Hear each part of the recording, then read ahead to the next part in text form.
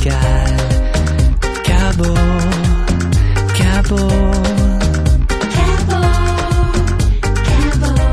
Vraiment, je suis un sale Cabo. Looking cool outside the restaurant here at Pacha as we get ready for Defected, the penultimate one of the season here in Ibiza 2007, with the man who's got some of the biggest tunes that rock the dance floors, I reckon, over the last few years.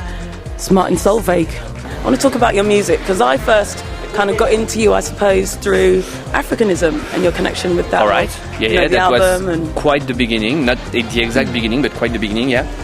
Why did you get involved in a project like that? And you've got a lot of African influence in the music that you make. Yeah. So where does that come from? I was completely in my African era.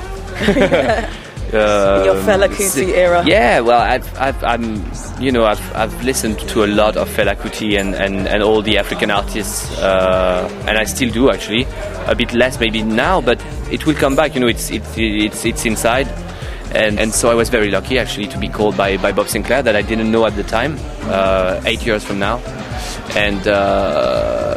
and we started. Well, he had this idea. I just had produced a couple of tracks, a little bit in the same style. One of them he liked, called Out of Africa, and he said, "Well, why don't you try to do a track for the Africanism project?" And I thought it was a wonderful idea. I think it was a wonderful idea. Also, the idea to invite different producers, in one project. I think that was so exciting. I was really, really very excited about that. And well, we're still very, very close friends. So it was very cool. It worked out well. Yeah.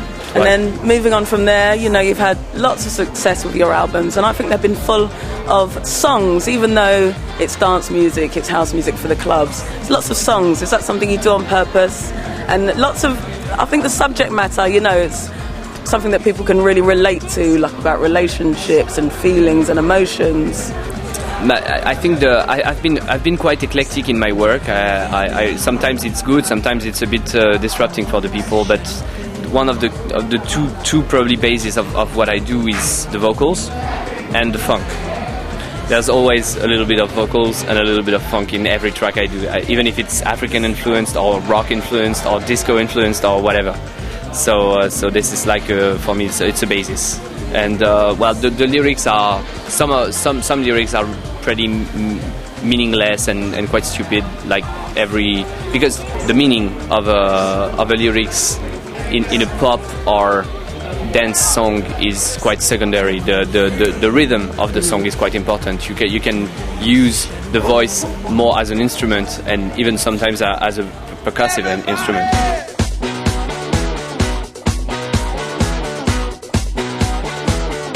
And really what you want to make is good party tunes, songs to make people dance. Yeah. I've seen you in the club, and you really, you use the CDJs to get the crowd going.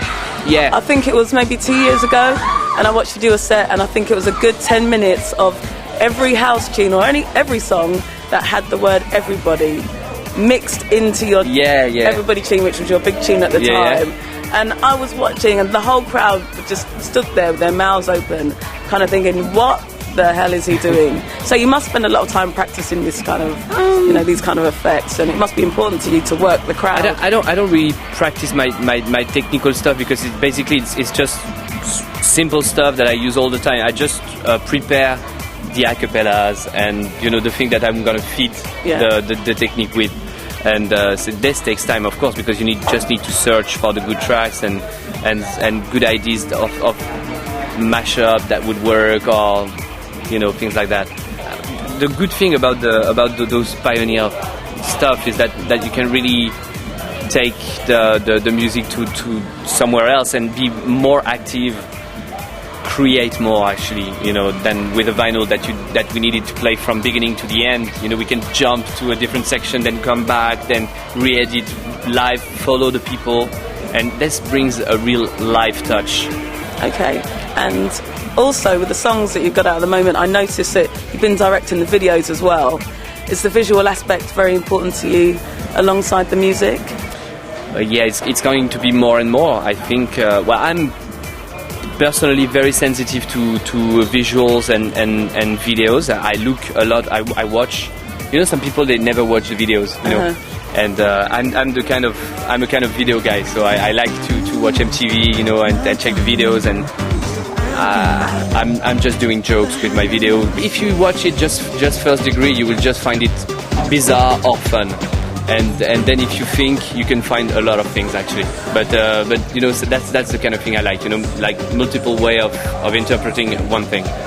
And the way I see you've directed the videos and the setup and the scenes, and they're quite simplistic and very stylized, I think they lend themselves perfectly to using for DVJs, for instance. You know, you'd be able to mix your own song and the video and mixing the two. Do you see yourself doing that somewhere in the future? Yeah, well, I definitely want to bring some video dimension to a set. I think this is something that needs to be think about, because if it's just the idea of using a video, and you know, I